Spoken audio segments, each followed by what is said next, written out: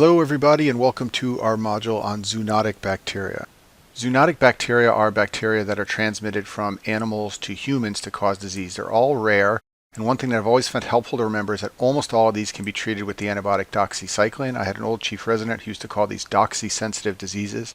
The hardest part of these infections is recognizing the clinical syndromes. They all have unusual symptoms with unusual exposures for the patient.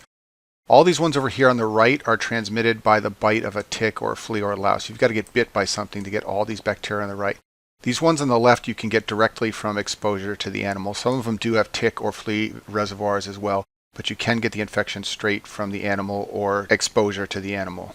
Bartonella henselae is the cause of cat scratch fever, and if you can remember that, it can help you remember that cats harbor fleas that carry the Bartonella bacteria. Cat scratch fever begins with a cat scratch, obviously, and especially in a board question, this is almost always going to be in a child. About 3 to 10 days later, they get a red swollen area where the scratch occurred, and then following that, they will get regional lymphadenopathy. This is the hallmark of the disease. What this means is that they will develop tender regional lymph nodes proximal to the scratch. So for example, most children are scratched in the hand or arm, so they will get tender red lymph nodes usually in the armpit, and that's what cat scratch fever is. Two other conditions that Bartonella can rarely cause are bacillary angiomatosis and endocarditis. So bacillary angiomatosis is a vascular lesion of the skin. These patients get diffuse skin papules, and this only happens in people with HIV/AIDS. And one tricky thing about it is the lesions look very similar to Kaposi sarcoma, which is a tumor that AIDS patients get caused by a virus, and it can be hard to tell the two apart. And then finally, Bartonella is a very rare cause of endocarditis. This is so-called culture-negative endocarditis, because this is a difficult bacteria to grow, so patients will have signs and symptoms of endocarditis, but the blood cultures will appear to be sterile. And the treatment for most Bartonella infections, especially cat scratch fever, is doxycycline, as I said, and also erythromycin. Remember that most of these zoonotic infections are covered by doxy. This is a picture of Kaposi sarcomas in a patient who has HIV/AIDS, and these are raised red-purple skin lesions that happen when you have end-stage HIV. They're caused by angioproliferation in people who have infection with a virus called HHV8, and they have a very similar appearance to bacillary angiomatosis caused by Bartonella. Some key differences happen when you do a biopsy and look at the lesions under the microscope. In Kaposi sarcoma, you will see predominantly lymphocytes, and this makes sense because it's a viral infection. In bacillary angiomatosis, you can see neutrophils in addition to lymphocytes, and that also makes sense because it's bacterial. One other special feature of Bartonella infections to know about is that it can cause granuloma formation, and this is a good point to pause and review some of the many infections that can cause the formation of granulomas. So tuberculosis is the prototype, and pretty much everyone knows that tuberculosis causes granuloma formation. And a lot of people know that leprosy does as well because it's caused by a mycobacterium just like tuberculosis. But these other causes I've listed here are some of the sneaky ones, and these are the ones that sometimes catch students on the USMLE exam, so don't let that happen to yourself. So remember that fungal pneumonias can cause granuloma formation. These are infections like histoplasmosis and blastomycosis and coccidiomycosis. One of the reasons they are mimics of tuberculosis is that they cause pneumonia and they can form granulomas. Two of the zoonotic infections in this module can cause granuloma formation. The first is Bartonella, which we just talked about, causes cat scratch disease, and the other one is brucella, which we'll talk about in a moment. If a baby gets a listeria infection from the mother, they can form granulomas diffusely in their body. This condition is called granulomatosis infantiseptica, and it's got the name granuloma in the title, so that's easy to remember. And these babies will have granulomas all over their bodies. They usually don't survive. Schistosomiasis, which is a helminth or worm infection, can cause granuloma formation. And finally, syphilis can cause granuloma formation. The gummas in syphilis are granulomas that are formed throughout the body. Next zoonotic infection is brucella. So brucella comes from cows and goats, and you get it when you consume unpasteurized milk or if you're exposed to the animal. Classic patients are workers in a meatpacking plant who may be exposed to cow and goat parts, or travelers from Mexico who consumed milk or cheese that was unpasteurized. Brucellosis is also called undulant fever because it's a flu-like illness with high fevers that rise and fall and cause profuse sweating. And it can be treated with doxycycline just like most of these illnesses. Also streptomycin and rifampin are sometimes used. Chlamydia phyllositosae causes psittacosis, and this is also called parrot fever. And just remember that this P in psittacy stands for parrots, and that'll remind you that this comes from birds. You get infected when you inhale the dried feces of parrots. So the classic patient for this condition is a pet store employee. They get fever and headache, and they get a dry cough. And a way to remember the dry cough is to remember that this has chlamydia in the name, and there is also a chlamydia pneumonia. And the treatment for this is doxycycline. Coxiella burnetii is the cause of Q fever, and this comes from farm animals like cattle, goats, and sheep. It's very unusual among the zoonotic bacteria in that it forms spores that get inhaled, and this can help remind you that it can cause pneumonia. One thing to know is that there are very high concentrations in the placenta of infected animals. So a classic board question is a farm worker who is delivering babies of cattle, sheep, or goats and then gets an illness. The typical illness is pneumonia with flu symptoms. It's also a rare cause of endocarditis. You can diagnose it by sending antibody tests, and it's treated by doxycycline just like the majority of these zoonotic infections. This is a good point at which to pause and review the concept of culture-negative endocarditis. So culture-negative endocarditis means the patient has evidence of endocarditis but sterile blood cultures. So they may have fever and a murmur. They may even have a vegetation on their echocardiogram, but the blood cultures aren't growing anything. Now in reality, this usually means you made a mistake in obtaining the blood cultures, but on board exams, it means you have an infection with one of these two organisms, Coxiella burnetii, which causes Q fever and comes from farm animals, or Bartonella, which we discussed and causes cat scratch fever and comes from cat fleas.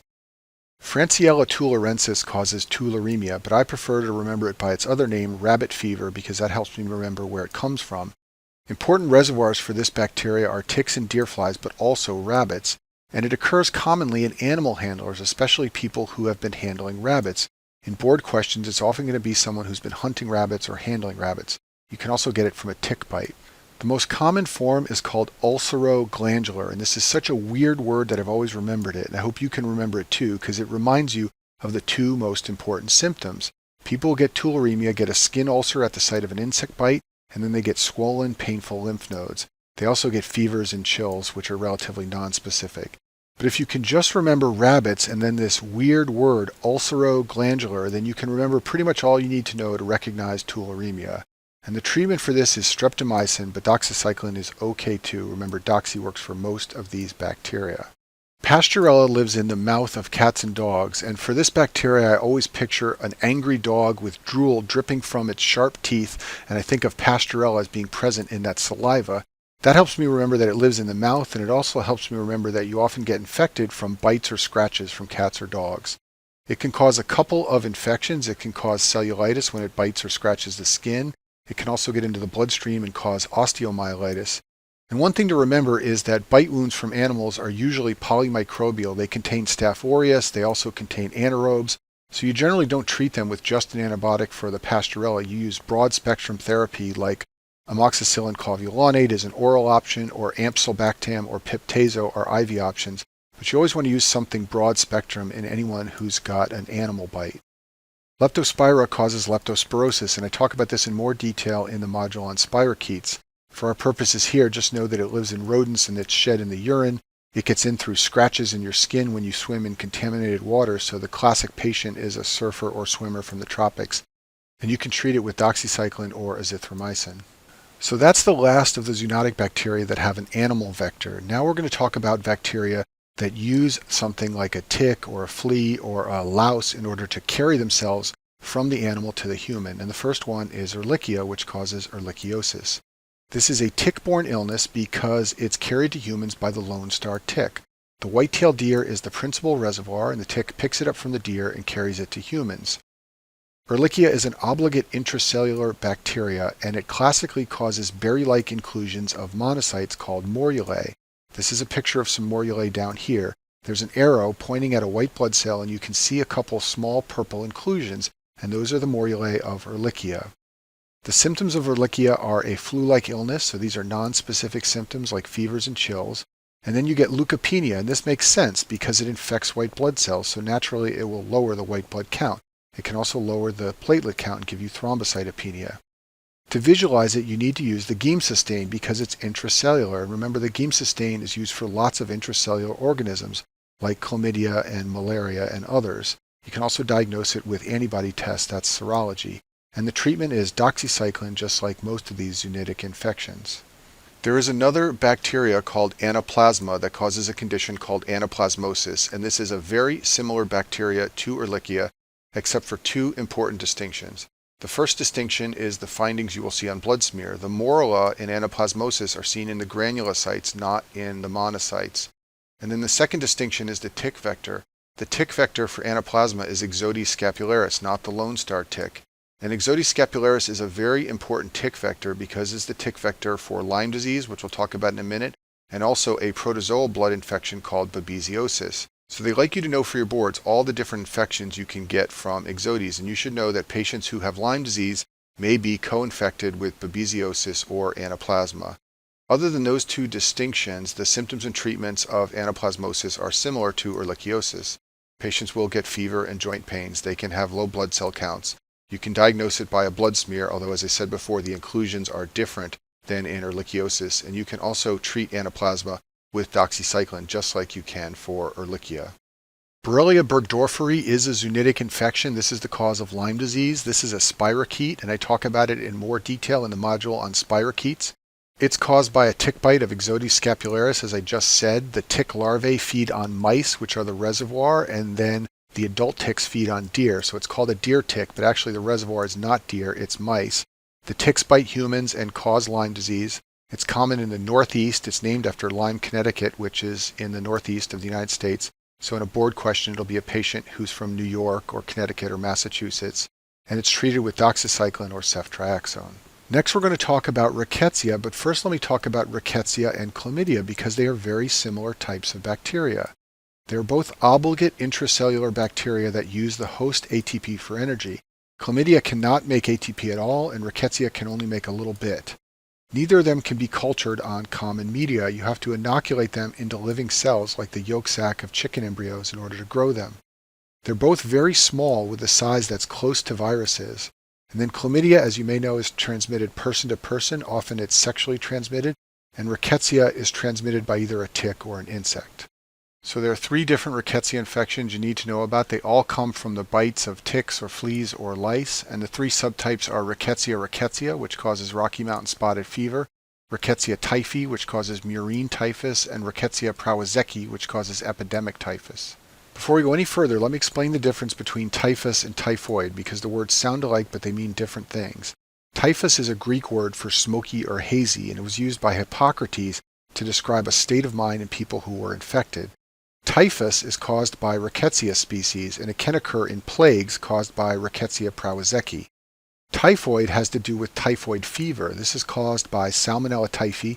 It's a GI illness with diarrhea and also fever and rose spots, and I talk about this in the module on gram-negative rods. Let's talk about Rocky Mountain spotted fever, which is caused by rickettsia. This occurs throughout the U.S. despite the name, and it's transmitted by a tick bite, but a third of people don't recall or notice the tick bite. So just because someone denies a history of being bitten by a tick doesn't mean they can't have Rocky Mountain spotted fever. The classic triad is a headache, a fever, and a rash, and this is not very helpful because a headache and fever are common to many things. The way you're going to recognize this is by noticing that someone's got a possible tick exposure and then has a characteristic rash. Now the headache and fever often come first, but then it gets the classic rash, which is a maculopapular rash that starts at the wrists and ankles and then spreads to the trunk, and very importantly, it involves the palms and soles. There are only three rashes that involve the palms and soles. One is syphilis, the other is Coxsackie virus, and the third is this one. So when you see a rash that is on the palms and soles, and it's someone who's been out in the mountains where they could have been bitten by a tick, you should think of Rocky Mountain spotted fever. It can rarely progress from the rash and fever to cause severe complications like encephalitis and seizures and disseminated intravascular coagulation, and the treatment is doxycycline just like most of these zoonoses. Murine typhus is caused by rickettsia typhi. This is also called endemic typhus because it's endemic to certain parts of the world and certain populations, and it doesn't cause epidemic outbreaks. Its reservoir is the rat, and that's easy to remember because the word murine means related to mice or rats. It's transmitted from rat fleas to humans, and it's common in developing parts of the world. People get a flu-like illness, and then they get a maculopapular rash that starts in the trunk and spreads outward, and the treatment of this is doxycycline. Epidemic typhus is caused by rickettsia prowazekii, and this is mostly historical. It's very rare in the modern era, but epidemics throughout history have killed millions of people. There have been some outbreaks reported in Africa during civil wars. It's transmitted by the body louse, so you have to have really dirty, unclean conditions for this to thrive. The body louse lives on skin and clothes, and then it lays eggs that hatch, and the larvae suck blood, and this is kind of nasty, but during a meal the louse defecates highly infective feces, and the rickettsia in the louse feces get through the skin and membrane. So obviously these have to be really unsanitary conditions for this to spread, but that's present during some civil wars in Africa, and it's been present throughout history, and epidemics of this have broken out. Just like all the rickettsia infections, it has nonspecific symptoms like fevers, chills, headaches, and malaise, and just like all rickettsia species, it has a maculopapular rash. In this case, it starts in the trunk and spreads out, and it can progress to confusion and seizures and coma, and you can treat it with doxycycline just like most of these infections. And the last zoonotic bacteria we'll talk about is Yersinia pestis, which is the cause of the bubonic plague. The reservoir for this bacteria is the rats, although it's also sometimes found in squirrels or prairie dogs. Humans usually get disease from a flea bite of a rat, although it can also be spread by respiratory droplets if a lot of people are infected. There are nonspecific symptoms like fevers, chills, and headaches, and then the hallmark is intense pain or swelling of a lymph node. This is called a bubo. So buboes have exquisite tenderness, there's erythema and swelling of the skin overlying them, and the inguinal region is the most common place. In fact, the word bubo is a Greek word for groin, and this is usually treated with streptomycin, although doxycycline also works. And that concludes our module on zoonotic infections.